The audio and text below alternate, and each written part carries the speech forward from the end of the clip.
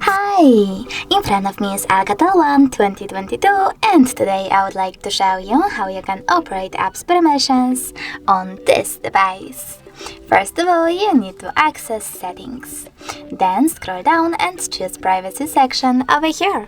Following that, you need to click on Permission Manager and select one of your device's features. I will go with Camera. Now tap on one of your apps, for example Chrome, and select one of those options. Allow only while using the app, ask every time or deny. I will go with allow only while using, so when I click on this option and go back, as you can see Chrome just gained access to this device's camera if I'm using it. But you can always just click on one of your apps, scroll all the way down and click on See All Chrome Permissions. Then manage all of them only for this app from here. Thanks so much for watching. If you enjoyed this video, leave a like, comment, and don't forget to subscribe. Bye!